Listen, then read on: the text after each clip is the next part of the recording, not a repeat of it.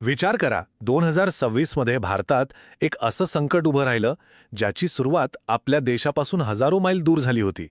एक असं संकट जे थेट आपल्या स्वयंपाकघरात येऊन धडकलं. तर आज आपण याच स्वयंपाकाच्या गॅसच्या संकटाबद्दल सविस्तर जाणून घेऊया. हो, तर या संकटाची ठिणगी पडली ती मार्च 2026च्या सुरुवातीला भारताच्या सीमेपासून खूप दूर एका लष्करी संघर्षामुळे. आता वाटेल की तिथे झालेल्या संघर्षाचा आपल्यावर काय परिणाम, पण त्याचे पडसाद थेट आपल्या स्वयंपाकघरापर्यंत पोचणार होते.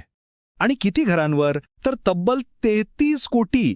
विचार करा, 33 कोटींपेक्षा जास्त भारतीय कुटुंबांच्या स्वयंपाकघरांवर या एका घटनेमुळे थेट धोका निर्माण झाला होता.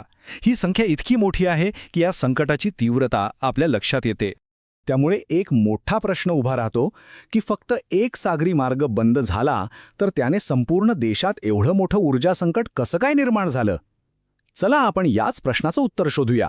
तर मग सुरुवातीला पाहूयाच की या संकटाची तात्काळ कारणं काय होती, म्हणजे ही भूराजकीय कोंडी नेमकी कशी तयार झाली. या सगळ्याच्या केंद्रस्थानी आहे ही होर्मुझची समुद्रधुनी. इराण आणि ओमानच्या मधला हा एक अरुंद सागरी मार्ग आहे.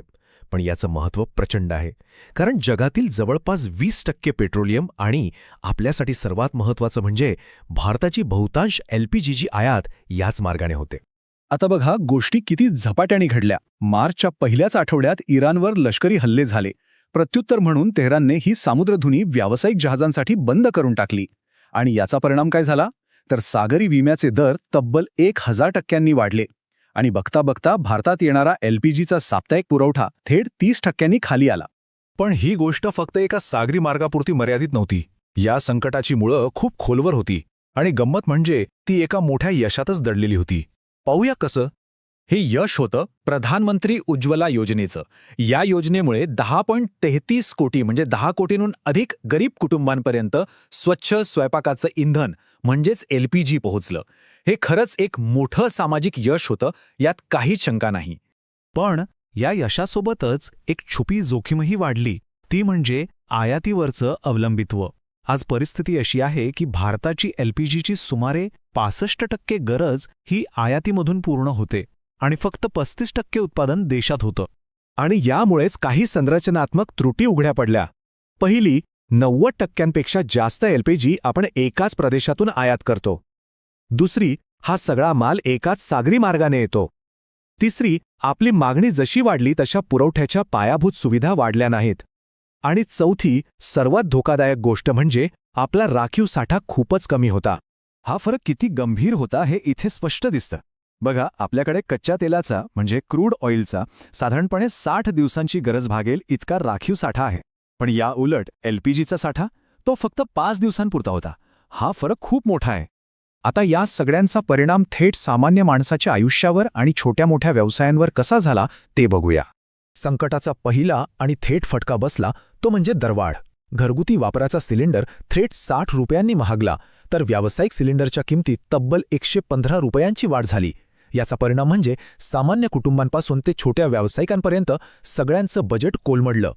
आणि अडचण फक्त दरवाढीची नव्हती, सिलेंडर मिळवण्यासाठी लागणारा वेळही प्रचंड वाढला होता. म्हणजे बघा, जिथे आधी बुकिंग केल्यावर 2 ते 4 दिवसात सिलेंडर घरी यायचा, तिथे या संकटाच्या काळात लोकांना 25 ते 45 दिवस वाट बघावी लागत होती. या आकड्यांच्या पलीकडे एक मोठा सामाजिक परिणामही होता, आणि तो विशेषतः ग्रामीण भागातील महिलांवर झाला. गॅस मिळेनासा झाल्यावर त्यांना पुन्हा चुलीसाठी लाकूड गोळा करायला जावं लागत होतं. यात त्यांचा जो वेळ आणि श्रम वाया जात होते त्यालाच अर्थशास्त्रज्ञ टाईम पॉवर्टी किंवा वेळेची गरिबी असं म्हणतात. याचा फटका लहान व्यवसायांनाही बसला. अनेक रेस्टॉरंट्स बंद पडण्याच्या मार्गावर होती. काहींनी गॅस वाचवण्यासाठी आपले मेनू छोटे केले. रस्त्यावर मिळणाऱ्या खाद्यपदार्थांच्या किमती 25% वाढल्या. आणि या सगळ्या गोंधळात LPG सिलेंडरचा काळा बाजार मोठ्या प्रमाणात सुरू झाला. तर हे संकट हाताळण्यासाठी आणि परिस्थिती नियंत्रणात आणण्यासाठी सरकारने काय पावलं उचलली ते आता बघूया. सरकारने एकाच वेळी अनेक आघाड्यांवर काम सुरू केलं. पहिलं, कुटुंबांना प्राधान्य देण्यासाठी अत्यावश्यक वस्तू कायदा लागू केला. दुसरं, देशातल्या रिफायनरीजना LPGचं उत्पादन जास्तीत जास्त वाढवायला सांगितलं.